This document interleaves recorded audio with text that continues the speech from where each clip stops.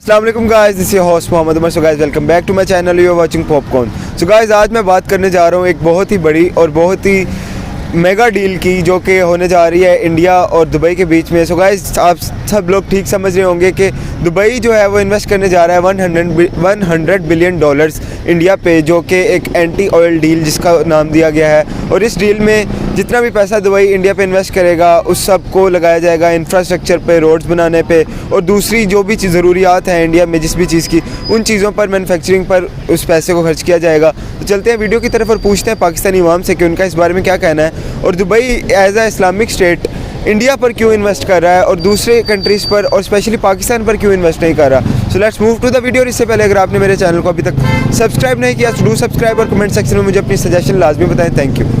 वालेकुम सलाम। कैसे हैं सर आप? अल्लाह का एहसान, आप सुनाएं? ठीक मैं भी ठीक ठाक। ब्रदर, दुबई जो है वो इंडिया पे इन्वेस्ट करने जा रहा है बहुत बड़ी अमाउंट, 100 बिलियन डॉलर्स।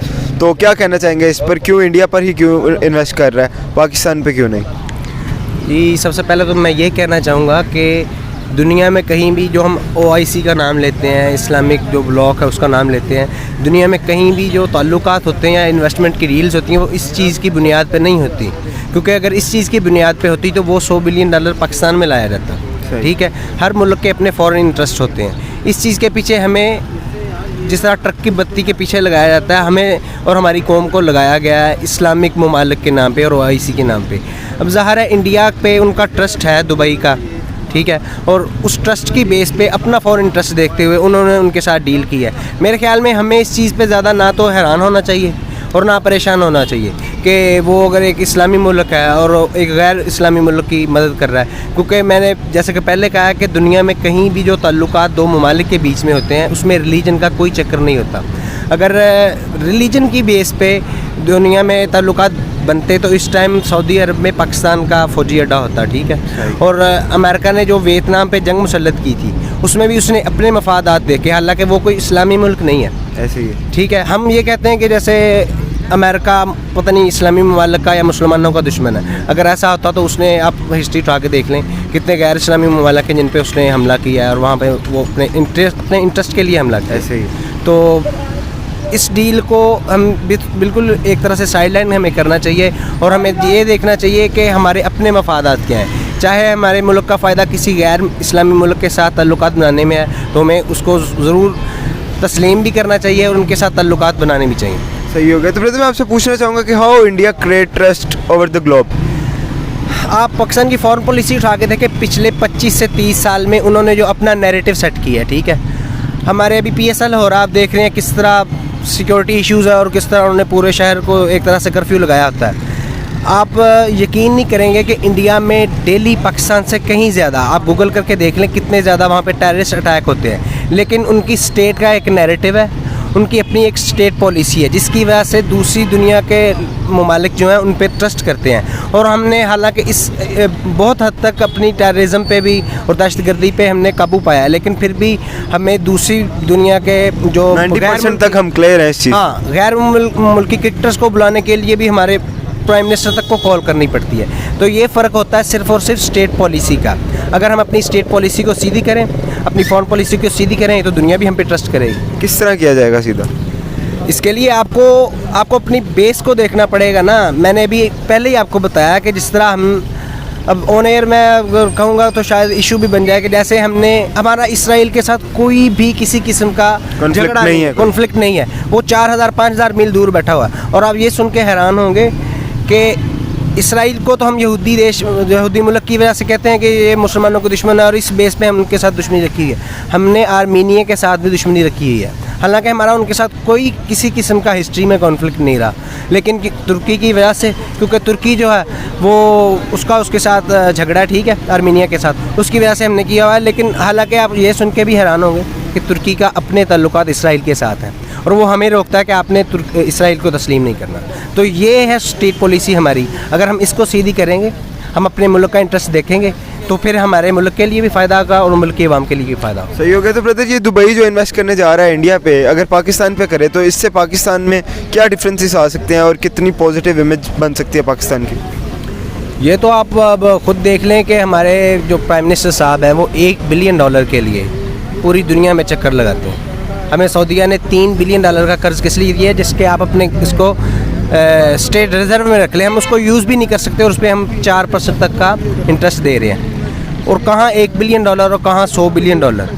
इससे तो अगर ईमानदारी से इसको मुल्क में लाया जाए, ठीक है, और अगर हमारे मुल्क में वाकई इतनी इन्वेस्टमेंट आए तो हमारी तो दुनिया बदल सकती है। कैसे आ सकती है हमारे मुल्क में? ये वाली डील तो उन्होंने कर ली, लेकिन मैं वही बता रहा हूँ कि हमें चाहिए कि हम अपनी स्टेट पॉलिसी को ठीक करें।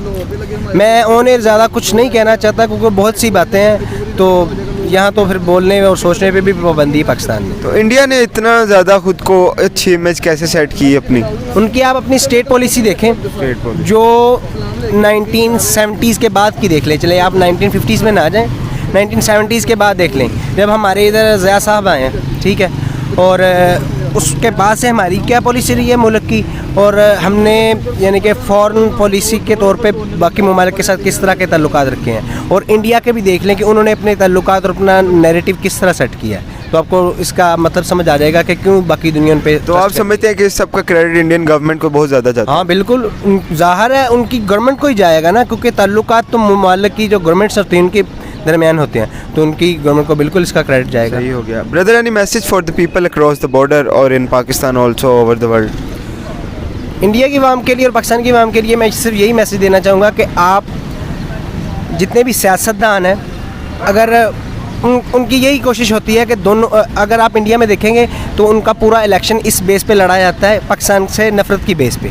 अगर हम यहाँ देखें तो हमारे भी कुछ एलिमेंट्स हैं जो इंडिया का नाम यूज़ करते हैं अपनी दुकानदारी को चमकाने के लिए। तो अगर हम अपनी आंखें खोल के देखें, इंसानियत को सामने रखें, तो हम इन लोगों से बच सकते हैं और अपने आप को बेहतर कर सकते हैं। ये तो गलत बात है कि ये इनको मदद करनी चाहिए पाकिस्तान की।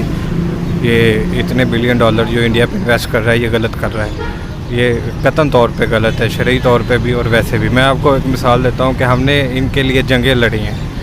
हमारी आज पाकिस्तान में या इस खिते में अगर फ़िका वारियत मौजूद है तो वो इन लोगों की वजह से है। ये जो सुन्नी शिया इत्तेहाद ख़त्म हो रहा है, ये जो फ़िका वारियत है, ये इनकी वजह से है।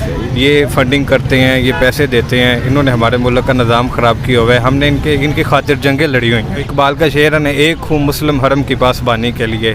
तो ये धोखा कर रहे हैं इस्लाम के साथ। हमने इसराइल को तस्लीम नहीं किया और यही लोग हैं, इनकी वजह से नहीं किया, और ये उनको तस्लीम कर रहे हैं और उनके साथ ये डीलें कर रहे हैं, और ये इंडिया पे इतने पैसे इन्वेस्ट कर रहे हैं। यही पैसा पाकिस्तान पर इन्वेस्ट हो जाए तो क्या तरक्की हो सकती है पाकिस्तान में? पाकिस्तान पे अगर ये पैसा इन्वेस्ट होगा, पाकिस्तान का इंफ्रास्ट्रक्चर डेवलप होगा, पाकिस्तान के अंदर इकॉनमी डेवलप होगी, बूस्ट करेगी इकॉनमी, नई चीज़ें आएंगी, एवोल्यूशन होगी, हर चीज़ तब्दील होगी। ये इनको चाहिए कि अपने इस्लामी मुल्क की मदद करनी चाहिए, इन्वेस्ट करना चाहिए इस्लाम के तौर पर। तो ब्रदर, देखा जाता है कि पाकिस्तान पर वो इसलिए नहीं इन्वेस्ट कर रहे क्योंकि वो पाकिस्तान पर ट्रस्ट नहीं करते। तो क्या वजह है, किस तरह ट्रस्ट कायम किया जाए अपना? तो ट्रस्ट किस चीज़ का ट्रस्ट नहीं कायम करते? इनको नहीं पता, इनके लिए हमने जंगें लड़ी हैं, इनके लिए हमने जंगें लड़ी, हमने अपनी फॉरेन पॉलिसी इनके लिए ख़राब की, हमने मुल्कों से ताल्लुक़ इनकी वजह से ख़राब किए। ये इनको सोचना चाहिए कि ऐसा नहीं है, बिल्कुल भी ऐसा नहीं होना चाहिए। इन्वेस्ट करें यहाँ पर, जिस तरह सऊदीया ने पिछले दिनों, अगर आपको पता होगा, पाकिस्तान को इमदाद की थी वो उसके इंफ्रास्ट्रक्चर डेवलप करने के लिए। बस यही बात है, और ये गलत कर रहे हैं। तो इंडिया पर ट्रस्ट करता है दुबई, आपको लगता है?